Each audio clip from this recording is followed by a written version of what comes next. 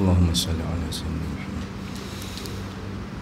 Assalamualaikum warahmatullahi wabarakatuh. Bismillahirrahmanirrahim.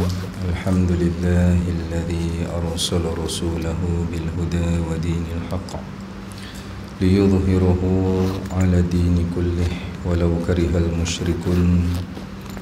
Asyhadu an la ilaha illallah wahdahu la syarika lah wa asyhadu anna sayyidana wa maulana wa habibana wa syafi'ana wa 'azimana wa qudwatina wa uswatina wa qurrati a'yunina Muhammadan 'abduhu wa rasuluh. Allahumma salli ala sayyidina Muhammad wa ala alihi wa sahbihi wa man tabi'ahum bi ihsanin ila yaumiddin. Subhanaka la ilma lana illa ma 'allamtana innaka antal alimul hakim. Rabbi shrah li sadri wa yassir li amri wa hlul 'uqdatam min lisani yafqahu qawli. Nawayna ta'alluma wa ta'lim wa tadhakkura wa tadhkir wa naf'a wal intifa' wal ifadata wal istifadah wal hatha ala tamassuki bi kitabillah wa sunnati rasulih wa du'a ila al huda wa dalalata ala al khair ibtigha'i wajhillah wa mardatihi wa thawabihi wa qurbihi subhanahu wa ta'ala. Allahumma faqihna fid din wa 'allimna ta'wil wahdina shiratakal mustaqim. Allahumma aftah 'alaina hikmataka wanshur 'alaina min khazaini rahmatika ya arhamar rahimin. Allahumma nawwir qulubana bi nuri hidayatika kama nawwartal arda bi nuri syamsika abadan abada bi rahmatika ya arhamar rahimin. Allahumma inna nas'aluka 'ilman nafi'a wa rizqan thayyiban wa 'amalan shalihan mutaqabbala. Allahumma anfa'na bima 'allamtana wa 'allimna ma yanfa'una wa zidna 'ilma warzuqna fahman sahiha walhamdulillahi rabbil alamin. Amin Allahumma amin. Thumma amma ba'du. Yang dimuliakan, lagi disanjungi dan dicintai para alim ulama, tuan-tuan guru, para asatidah, tuan-tuan imam seluruh saf kepimpinan ahli jawatan kuasa Surau Al-Jawhar Taman Sentosa, yang diraikan, lagi dikasihi dan disayangi ayah-ayah, ibu-ibu muslimin dan muslimat, hadirin dan hadirat. Semoga kita semua mendapat pengampunan dan rahmat Allah Jalla wa'ala. Amin Allahumma amin. Kita mulai majlis kita dengan Ummul Quran. Hadiahkan Al-Fatihah ini kepada baginda Sayyidina Rasulullah sallallahu alaihi wasallam dan kepada para sahabat, para isteri, para keluarga baginda radhiyallahu taala anhum, dan khususnya kepada Tuan Pengarang Kitab Almarhum Al-Alim Al-Alamah Fadilatul Syekh Abdul Samad Al-Falimbani rahimahullahu ta'ala, dan kepada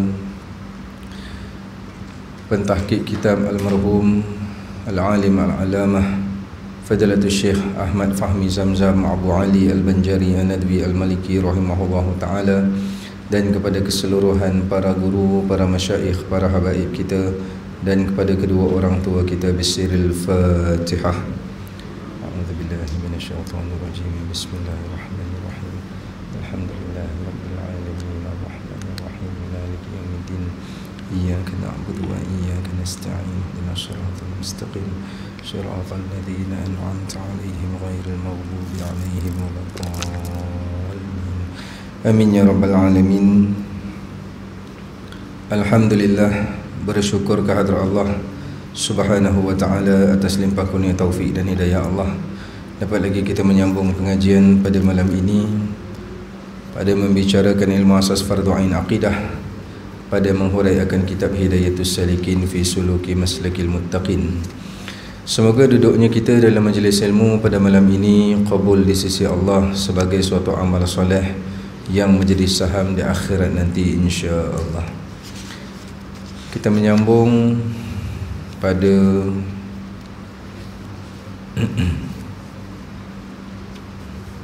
ke surah apa? Kita menyambung kalau kitab Jawi muka surat 24, baris yang keempat daripada atas. Bismillahirrahmanirrahim. Qala muallifu rahimahullahu ta'ala wa nafa'ana bihi wa bi'ulumihi wa barakatihi wa iyyakum fid daraini amin Allahumma amin.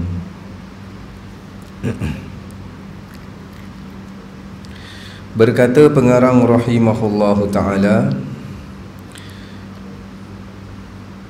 wahidun la syarikalah, artinya esa tiada yang menyengutui bagi Allah. Jadi poin-poin perkara yang akan disebutkan malam ni adalah perkara yang wajib tahu bagi orang yang berakal dan orang yang baligh.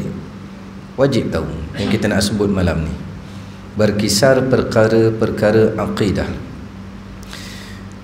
Kalau kita tengok ini senang aja, esa tiada yang menyengutu bagi Allah, tiada sekutu bagi Allah. Baik, sekutu-sekutu ni tiada yang menyamai, tiada yang menyerupa, tiada yang sebanding. Itu yang kata tiada sekutu bagi Allah. Maka bila kita faham secara ringkas tak ada sekutu, tak ada yang disembah selain daripada Allah, itu senang.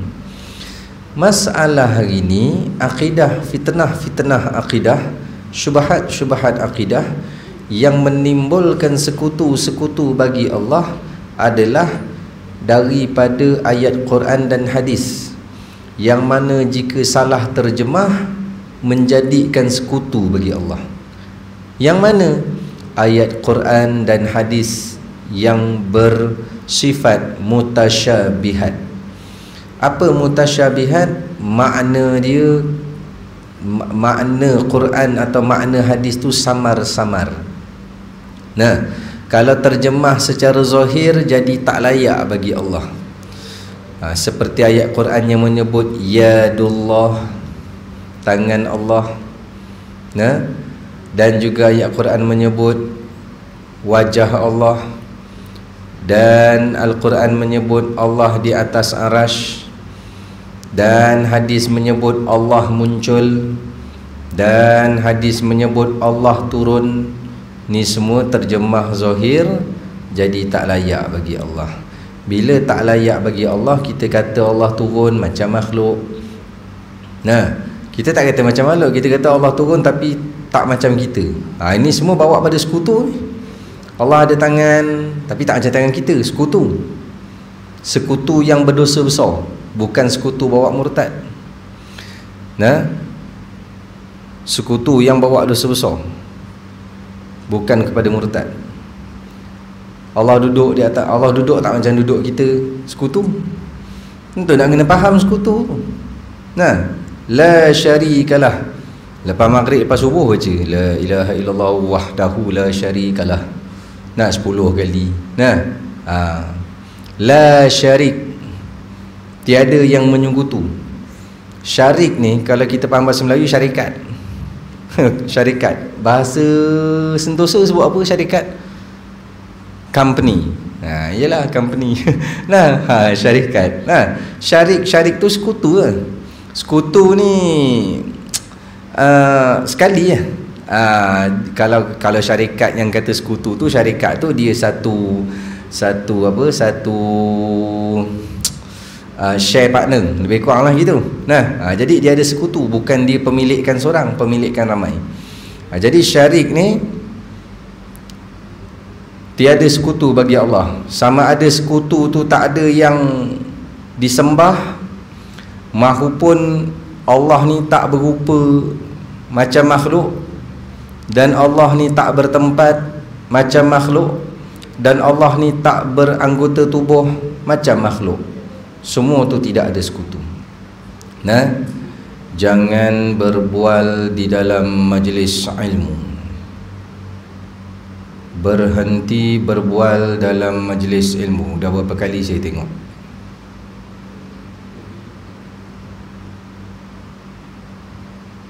Tolong ayah jaga adab dalam majlis itu.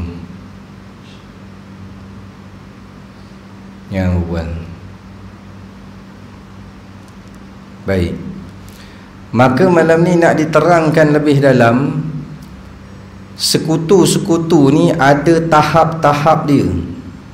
Yang mana 3 tahap bawa pada dosa besar, 1 tahap bawa pada kafir, murtad.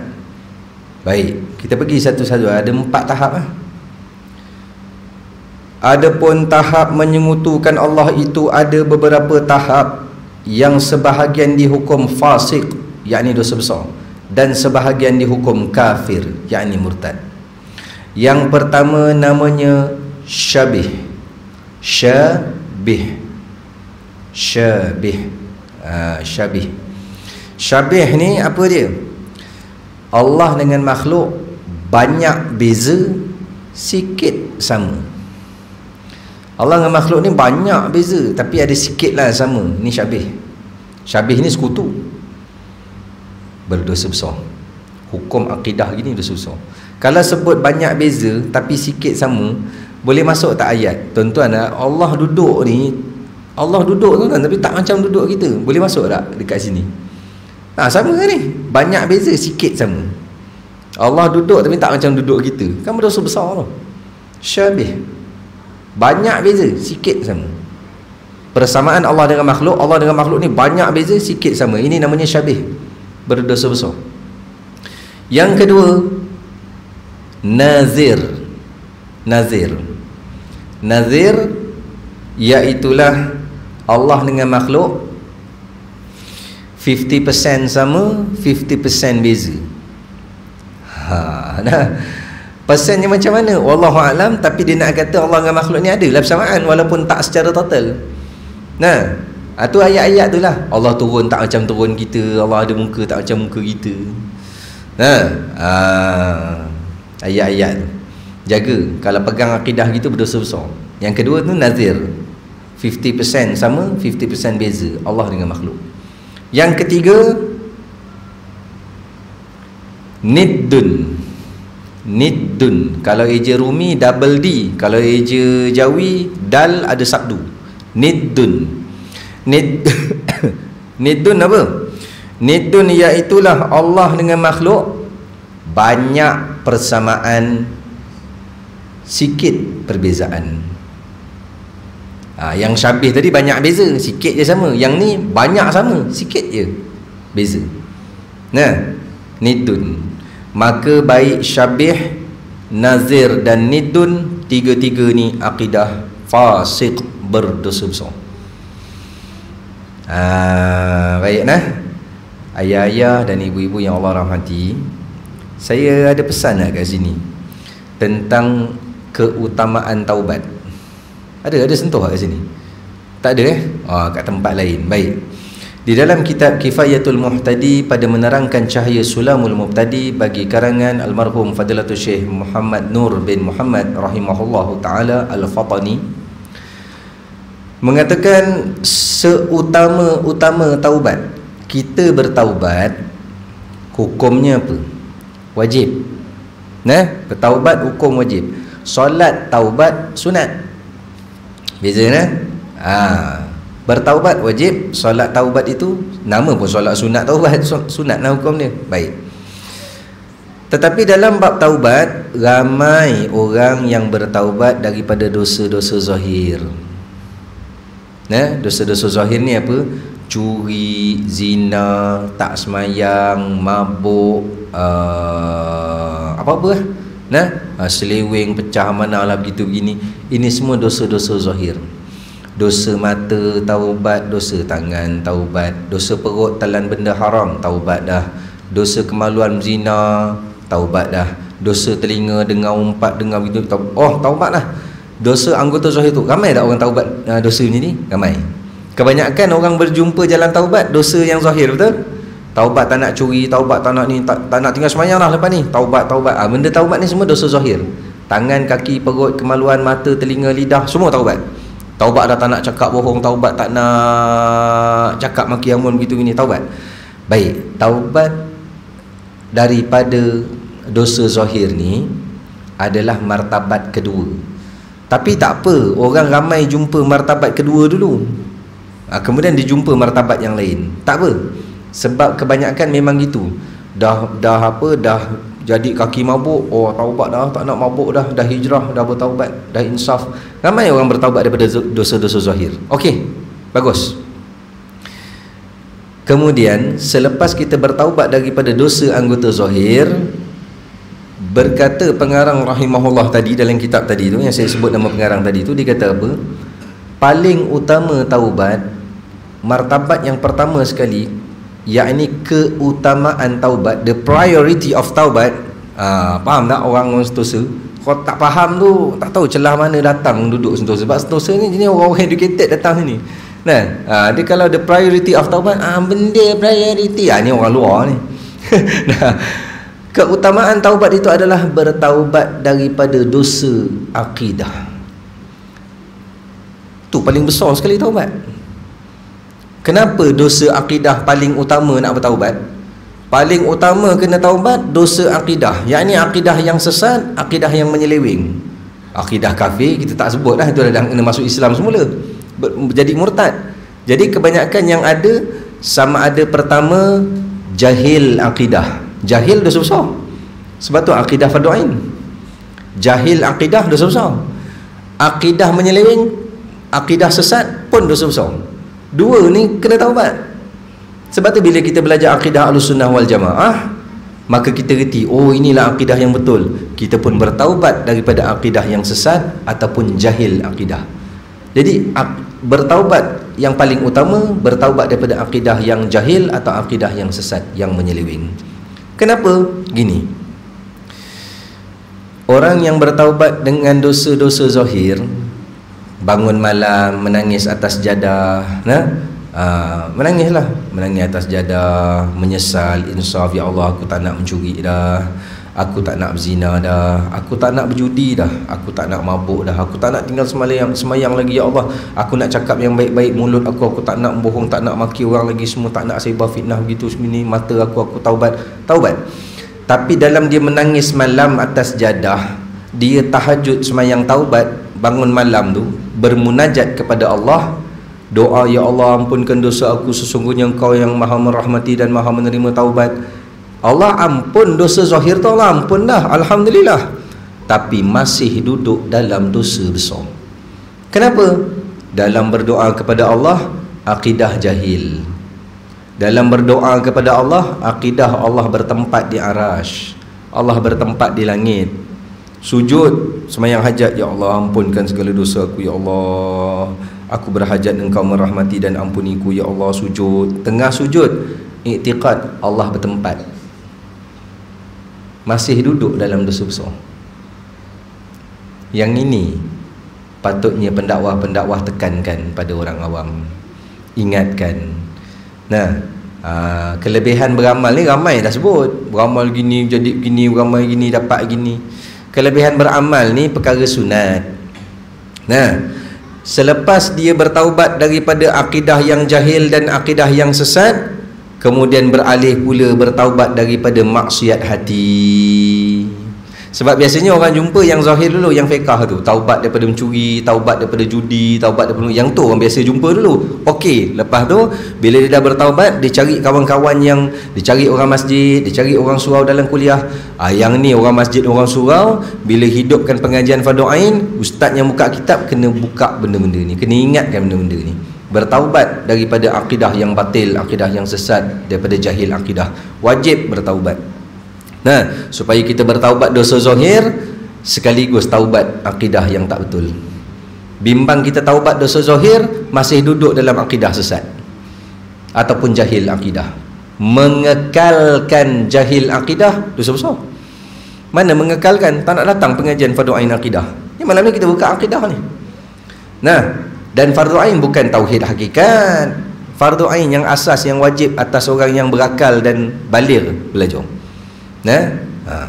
Anak-anak suara jaga sikit, ayah-ayah tengah nak ni, jangan bising sangat. Nak main-main tu memang saya tak bagi dia keluar. Biar dia main dalam surau. Baik.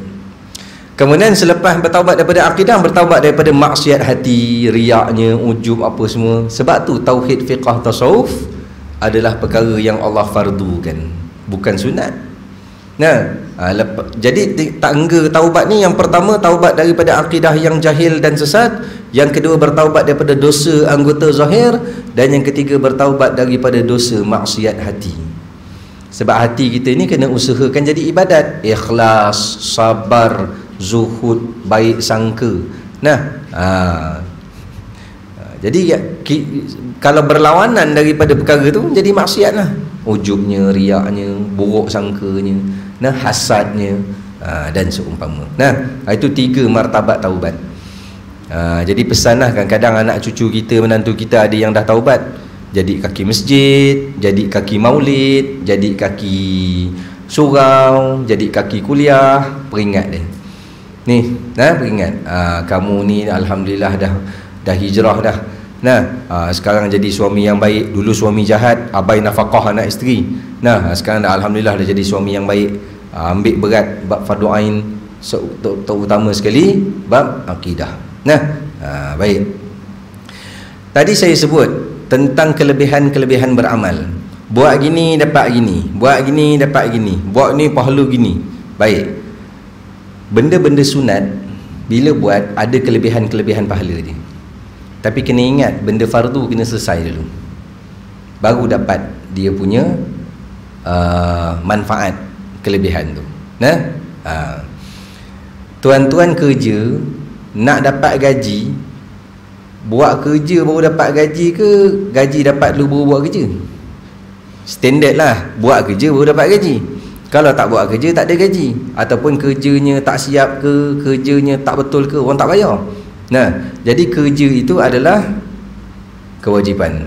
Dapat gaji itu manfaat daripada pekerjaan yang kita buat. Baik, saya nak umpamakan gini. Orang yang membaca surah Al-Kahfi, ramai tak ustaz-ustaz sebut, apa kelebihan dia? Di antara kelebihan baca surah Kahfi, sini baca Al-Kahfi? Baca kan? Baca kan? Al-Mulk pun baca, Kahfi baca? Kahfi seminggu sekali? Tak ada. Seminggu sekali 10 ayat pertama ke tak ada? Ada. Bukan satu surah 10 ayat pertama ke. Nah, ataupun Al-Mulk. Okey, kita ambil Kahfi dulu.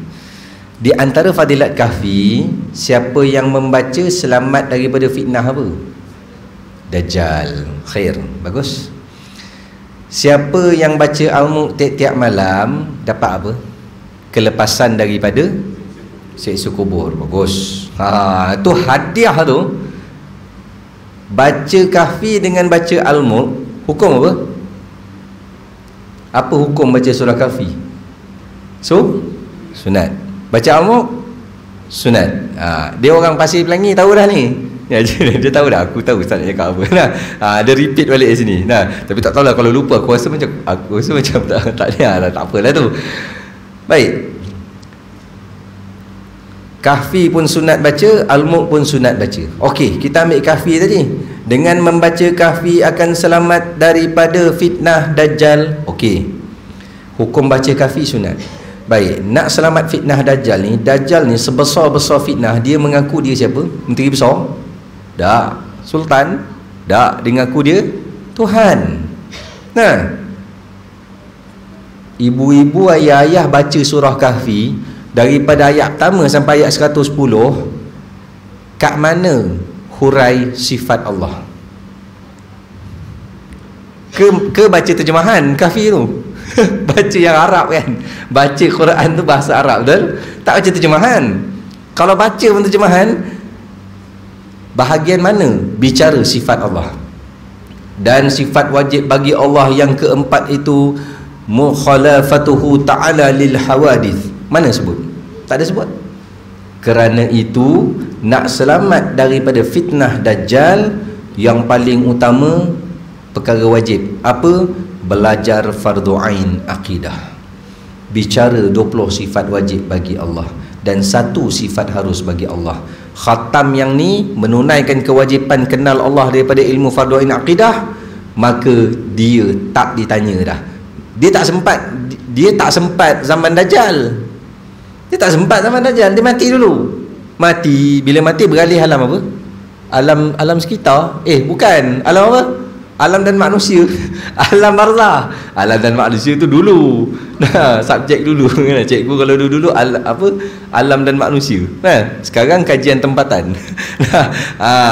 Alam barzah. Bila masuk alam barzah, ditanya, "Hei fulan, hei fulanah, kau ni tunaikan tak belajar fardu ain akidah?" Sebelum tanya bab tu, masuk alam barzah, soalan pertama, "Mar rabbuka?" Siapa Tuhan kau? Nak jawab tu paling tak mati dalam keadaan belajar akidah fardu ain. Kalau tak baca kahfi, ditanya tak? Ustaz tak baca kahfi. Tak ditanya, kerana kahfi hukumnya sunat baca. Tak baca, tak ditanya. Fardu ain akidah tak belajar, diazab. Kalau belajar, menunaikan kewajipan lepas daripada ditanya. Nah, andai kata jumpa zaman Dajjal dengan akidah dia yang dia khatam ataupun dia dalam keadaan dia sedang belajar sifat-sifat Allah tu, insya-Allah Allah bantu dia, Allah selamatkan dia. Kerana apa? Menunaikan kewajipan. Dia kenal, Tuhan aku tak bersifat macam ni. Apa benda Dajjal? Apa benda Tuhan macam ni? Ni Dajjal. Dia mengaku dia Tuhan, kita takkan mengaku dia Tuhan. Kerana apa? Ada pegangan akidah. Lalu lepas belajar akidah, baca kahfi, baru kahfi tu boleh bantu kita selamat fitnah Dajjal. Nah, tunaikan kewajipan belajar akidah, kemudian baca kahfi. Kahfi itu aksesori, tambahan. Ibarat beli kereta.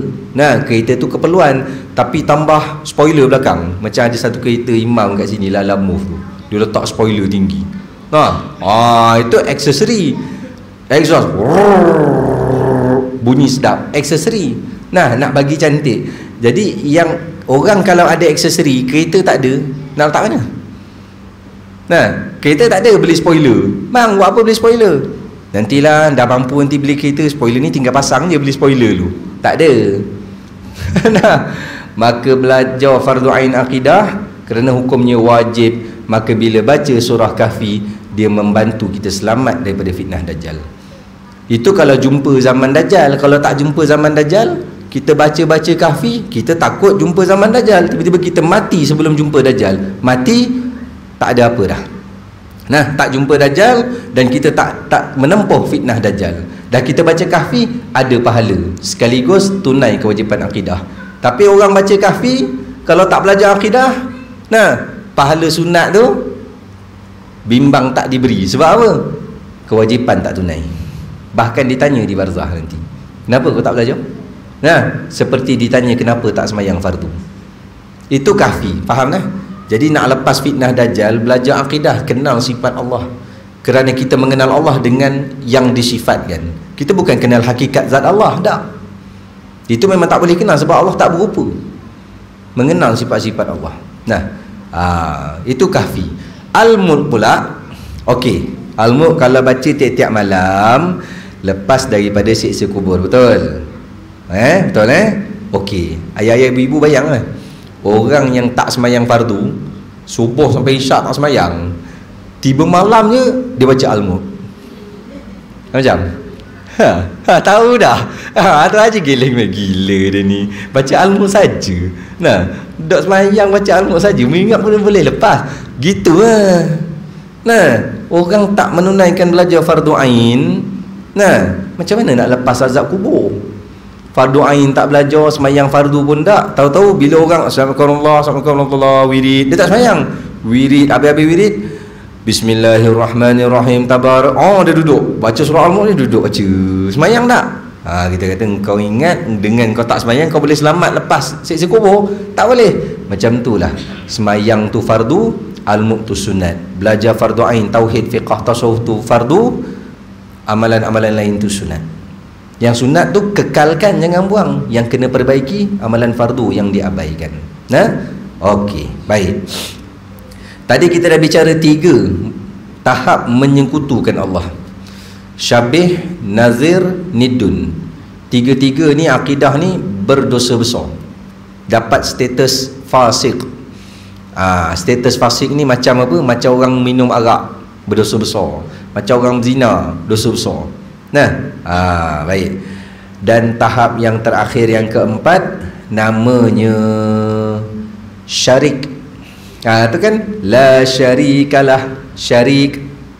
Syirik lah tu. Nak kepada makna syirik. Yang tadi syabih, kedua nazir, ketiga nidun, keempat syarik.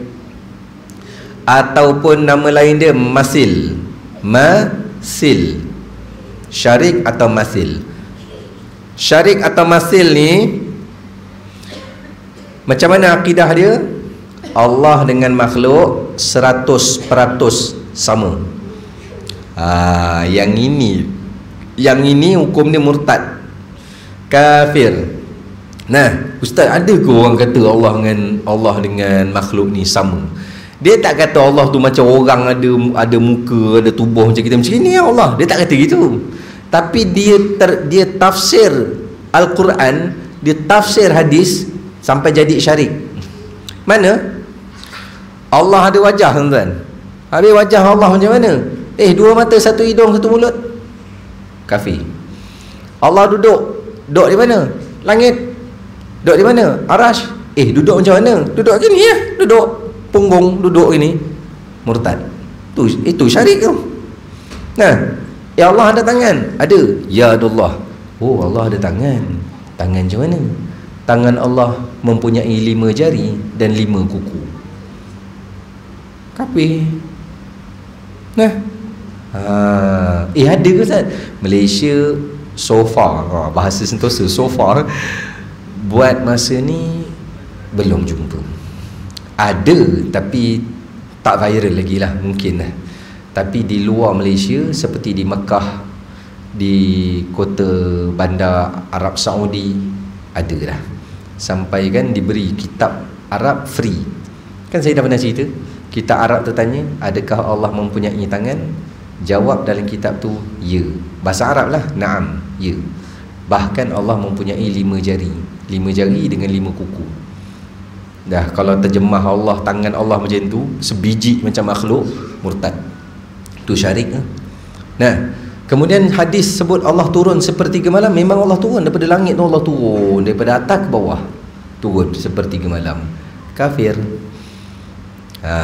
Jadi kena selamat daripada akidah ni. Baik. Kemudian Allahumma salli ala sayyidina Muhammad. Baik.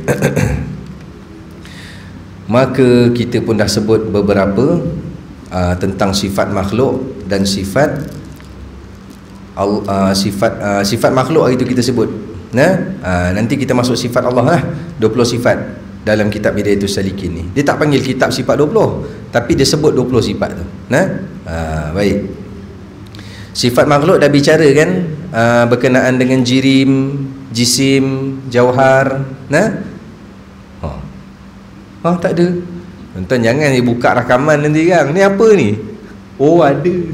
Tak apalah, yang pentingnya dengar. Menunaikan kewajipan. Baik. Jadi kita dah sebut tentang sifat makhluk. Sifat makhluk ni apa? Bertempat. Maka sifat Allah berlawanan dengan sifat makhluk. Allah tak bertempat. Baik. Selesai. Yang kata wahidun la syarikalah. Allah itu esa, tiada yang sekutu bagi Allah. Sekutu pada sudut rupa, pada sudut warna ke, pergerakan ke, bertempat ke. Tuan-tuan, kalau kata Allah turun, bertempat satu, bergerak satu. Bertempat tu atas ke bawah, tu bertempat. Dah kata turun gitu tu, tu menyerupa makhluk daripada atas ke bawah. Itu semua maha suci bagi Allah. Jadi kena reti masa zikir, subhanallah, subhanallah, subhanallah, subhanallah. Maha suci Allah. Maha suci yang kita kena tanam dalam hati tu, maha suci Allah daripada sama dengan makhluk. Satu. Yang kedua, maha suci Allah daripada segala sifat kurang. Sebab tu bila tiba ayat-ayat Quran seperti Allah kata, aku paling hampir dengan kamu, bahkan lebih hampir daripada urat leher kamu. Allah sebut, wahai hamba aku lebih hampir dengan dirimu berbanding urat lehermu. Kita pun kata urat leher aku kat dalam ni, Allah lebih hampir. Oh, jadi Allah dalam lagi daripada urat leher, terselit celah urat nak. Kalau Allah tiap-tiap seorang terselit celah urat, berapa Allah ni? Berbilang Allah? Dah, Allah tidak berbilang, dan Allah bukan bertempat kat celah urat leher kita. Habis apa maksud tu? Kan kena takwil. Maka para ulama menafsirkan lebih sekarang baik, dia memang gitu dia bila dia naik dia kena rudungkan, biar dia. Okey, baik. Bukan anak siapa, entah anak siapa suara. Okey, baik. Maka yang kata dekat dengan urat leher tu saya dah sebut sebelum ni. Apa maksud dia? Allah Maha faham hamba dia. Kenapa Allah Maha faham? Hello, siapa cipta kita?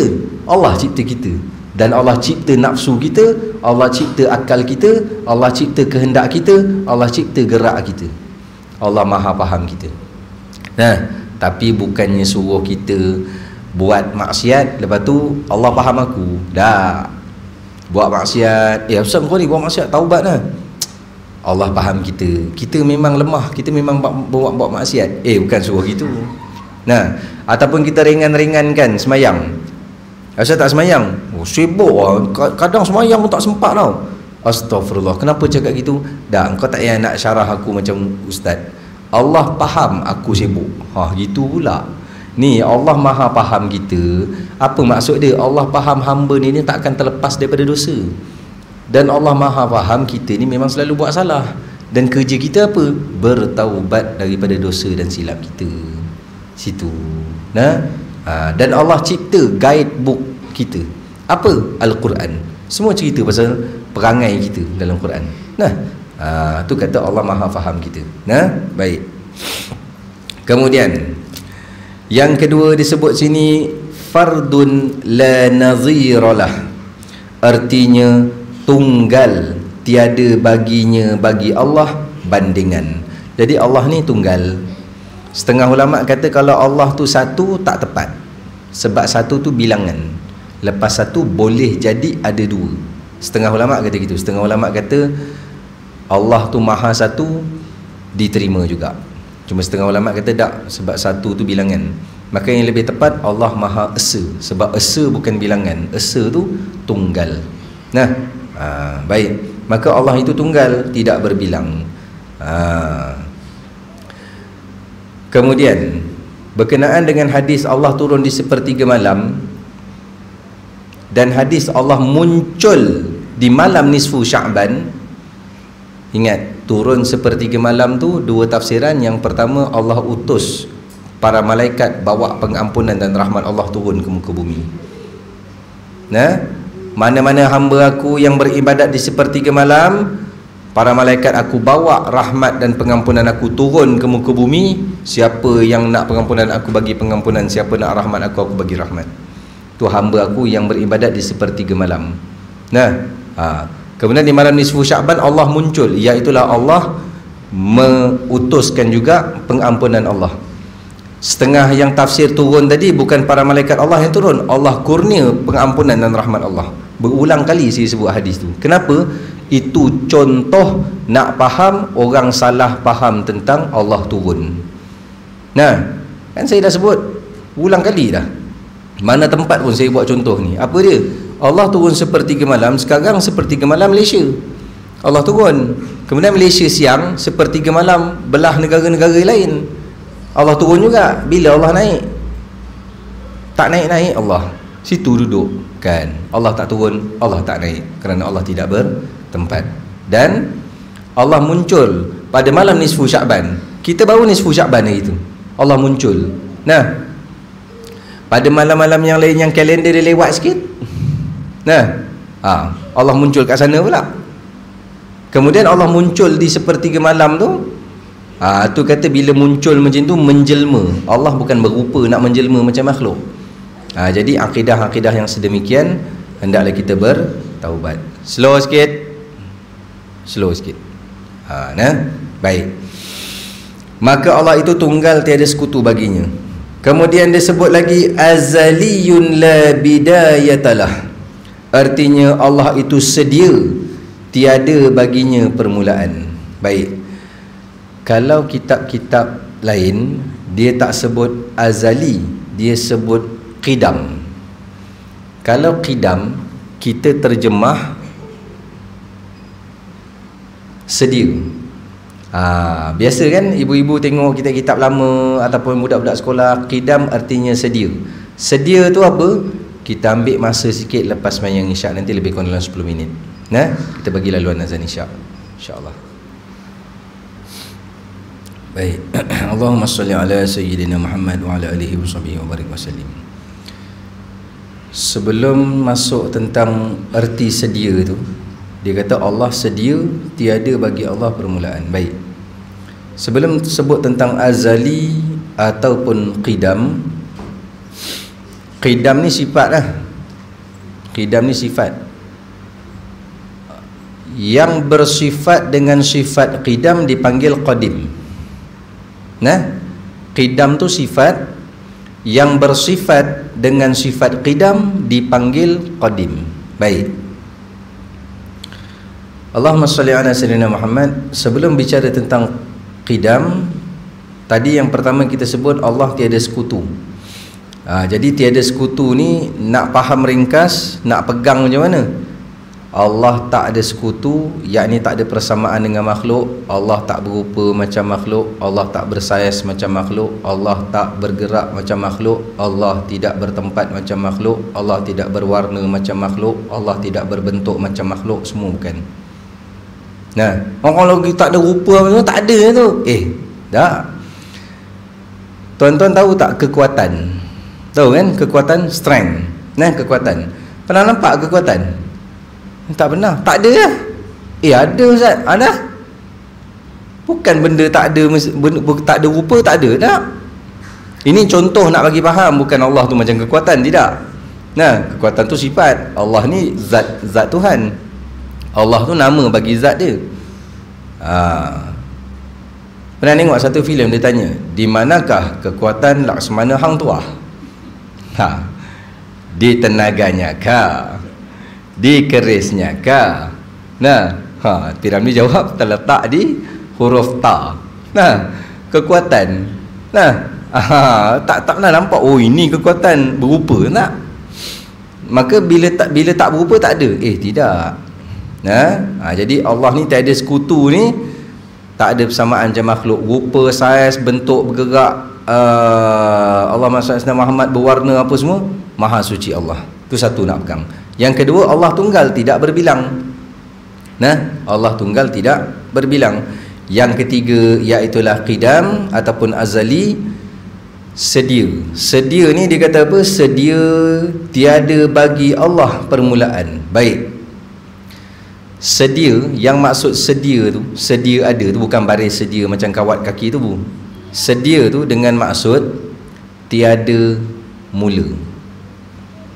Benda Ustaz tiada mula, sama artinya tiada pencipta. Allah tak ada permulaan, yakni Allah tiada pencipta. Itu Allah, itu Tuhan, sifat Tuhan, tak ada pencipta, tak ada yang mencipta dia. Bila ada pencipta, maka ada permulaan. Bila ada pencipta, adalah mula. Siapa pernah tahu birthday matahari? Tak tahu. Tapi ada tak birthday dia? Ada. Ada waktu yang dicipta. Siapa pernah tahu birthday bumi? Ada birthday dia, tapi waktu tu kalender pun belum ada. Nah, maka tiap-tiap selain Allah ada mula. Nah, apa maksud ada mula? Ada pencipta. Nah, kerana tu nama kita makhluk, ciptaan. Nah, Allah itu khaliq, pencipta. Jadi nak faham sini, Allah itu qidam dan kita hudus, bukan hadas. Tengah ngantuk-ngantuk, hadas. Hadas besar lah. Allah qidam, kita hudus. Apa qidam? Tak ada mula. Apa hudus? Ada mula. Lawan. Benda tak ada mula, tak ada pencipta. Ada mula, benda ada pencipta. Tuhan tak ada pencipta Ya. Kalau ada pencipta, kalau Tuhan ada pencipta, jadi makhluk Jadi sebab itulah bila ada yang tak dapat terima, orang kafir tak boleh terima yang dia kata Tuhan tak ada pencipta, mesti ada pencipta. Okay, if you believe that God has no creator, do you understand what I'm talking about just now? Kalau kita berpegang yang Allah tu ada pencipta, ada yang mencipta, Tuhan. Okey, Tuhan ni ada, dia mesti ada pencipta itu Tuhan. Buddha lah contoh, Buddha. Nah, okey, you kata Tuhan ada pencipta. Yes, Tuhan mesti ada pencipta, mana boleh ada sendiri. Dia mesti ada pencipta. Okey, siapa cipta Tuhan? Itu Tuhan lagi satu lah. Oh, Tuhan lagi satu. Dah Tuhan lagi satu tu ada pencipta tak? Ada. Siapa cipta dia? Nak sampai bila? Berantai. Maka Tuhan akal yang sejahtera akan berpegang bahawa Tuhan no creator. Allah tak ada pencipta. Yakni apa? Qidam. Allah tak ada mula. Apa maksud tak ada mula? Tak ada pencipta. Lawan dengan sifat makhluk, kita ada mula, yakni kita ada pencipta. Pegang yang tu. Tu bahasan sifat qidam. Dalil sementara tengah teringat, kalau tak kena tengok kitab, huwa awwaluhu wa akhiruhu, dan dialah yakni Allah yang maha awal lagi maha akhir. Maha awal ada mula? Bukan. Maha awal iaitu tiada permulaan, qidam. Maha akhir, dia yang paling last sekali binasa? Tak. Maha akhir dengan maksud maha kekal, yakni baqa. Jadi azaliyun la bidayatalah, Allah itu bersifat sedia, yakni qadim. Tiada bagi Allah permulaan, yakni tiada pencipta. Situ. Baik.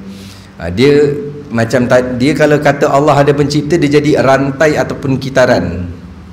Rantai ataupun kitaran macam mana? Tuhan ni dia mesti ada pencipta. Siapa cipta Tuhan? Tuhan A. Tuhan A siapa cipta? Tuhan B. Tuhan B pun mesti ada pencipta. Siapa pencipta Tuhan B? Tuhan C. Tuhan C pun tak boleh ada sendiri, dia mesti ada pencipta. Siapa pencipta Tuhan C? Tuhan D. Sampailah Tuhan Z, lepas tu Tuhan A1, A2 sampai Z2, lepas tu Tuhan A3, Jahannam. Tak habis. Atau dia kitaran. Siapa cipta Tuhan? Tuhan A. Tuhan A siapa cipta? Tuhan B. Tuhan B siapa cipta? Tuhan yang tadi tu. Dia kita tiga. Tuhan A cipta Tuhan B, Tuhan B cipta Tuhan C, Tuhan C cipta Tuhan A balik. Putar. Mustahil. Kerana Tuhan yakni Allah bersifat dengan qidam, yakni sedia. Apa maksud sedia? Tak ada mula. Apa mudah terjemah tak ada mula? Tidak ada pencipta. Kita hudus. Hudus apa? Baru. Baru lawan dia lama? Bukan. Baru ni maksud dia ada mula. Apa maksud ada mula? Ada pencipta. Setiap makhluk, setiap selain Allah ada mula, yakni ada pencipta. Baik. Pegang tiga tu dulu sebelum kita berjumpa selepas raya. Ustaz, macam mana Ustaz? Macam ajar ni bukan tengok sangat YouTube, Facebook pun kadang, harap kuliah kat surau je lah. Ni baru belajar 3 sifat Ustaz. Kena mati masa raya ke? Malam raya mati macam mana Ustaz? Mati dalam menunaikan kewajipan belajar fardu ain, mati yang jahilnya diampun, jahilnya dimaaf. Habis kalau orang mati tak belajar Ustaz, mati yang jahilnya diazab. Jaga baik. Sebab tu untung datang belajar. Walaupun mendengar. Nanti kita sambung. Sarmadiyun la nihayatalah, wallahu a'lam bissawab. Cukup sekadar tu. Jadi Saya mohon ampun dan maaf di atas kekasaran bahasa, ketelanjuran kata, keburukan adab, kerendahan akhlak. Jika ada salah dalam penyampaian, saya mohon ampun dan maaf. Dan saya mengambil kesempatan ini untuk mengucapkan selamat menyambut bulan Ramadan Al-Mubarak dan selamat menjalani ibadah puasa dan menghayati ibadah puasa dengan penuh keimanan dan ketakwaan. Nah, mudah-mudahan puasa kita pada tahun ini naik darjat, naik martabat, naik pangkat di sisi Allah. Yang mana dulu matanya larung, puasalah mata tahun ni. Yang mana dulu lidahnya larung, puasalah lidah. Lidah ada dua, pertama mulut, kedua jari. Nah, kadang tak tarik panjang, tukang share. Ada tak orang share dengan lidah? Ambil handphone, share dengan lidah. Butang share mana? Tak ada. Orang tekan dengan jari. Tu menyampai tu. Share tu menyampaikan.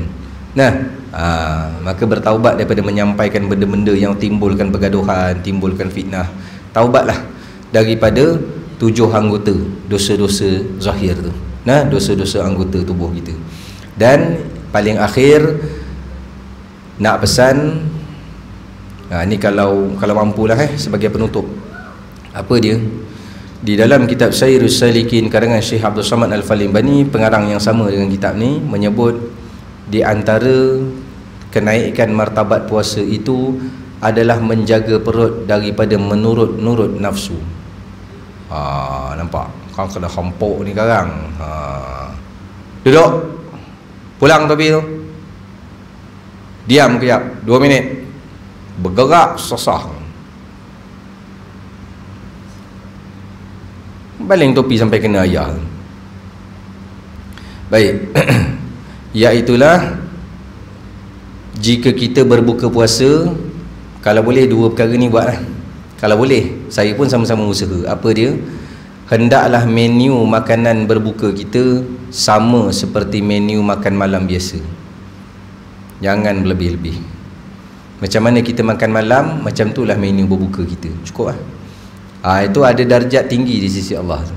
Tapi kebiasaan apa? Alah Ustaz, nak sama Ustaz.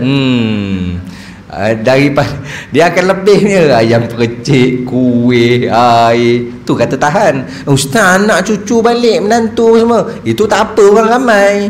Belilah. Nah, ini berdua je, menantu tak ada, anak tak ada, cucu berdua je kat rumah. Beli nak lebih-lebih. Kalau setakat kuih RM1 tu lebihnya tak apa lah. Ini berlebih-lebih daripada menu makan malam biasa. Dosa ke? Tak. Selama mana tak membazir tak dosa. Tapi kualiti puasa tu martabat rendah di sisi Allah. Ni ada disebut. Nah, jadi hendaklah menu makan malam kita sama macam menu berbuka kita sama macam menu makan malam kebiasaan. Nah, atau lebih tinggi lagi, menu berbuka lebih sedikit daripada menu makan malam kebiasaan. Tu kalau mampulah, paling-paling tak biar sama. Nah, tapi tak tahulah kalau orang Sentosa memang jenis makan malam mewah, tak apalah, berbuka mewah tak apa. Nah, wallahu a'lam bissawab. Jadi dengan tu kita tangguh majlis kita dengan kafaratul majlis dan suratul Asr. Subhanakallahumma wa bihamdika asyhadu an la ilaha illa anta astaghfiruka wa atubu ilaik. Faghfir li wa tub alayya innaka antat tawwabul ghafur la yaghfiru dhunuba illa anta. Bismillahirrahmanirrahim. Al-'asri innal insana lafi khusr illa alladhina amanu wa 'amilus shalihat wa tawassaw bil haqqi wa tawassaw bis sabr. Bismillahirrahmanirrahim. Alhamdulillahirabbil alamin wassalatu wassalamu ala asyrafil anbiya'i wal mursalin wa ala alihi wa sahbihi ajma'in. Allahumma anfa'na bima 'allamtana wa 'allimna ma yanfa'una wa zidna 'ilma warzuqna fahman sahiha.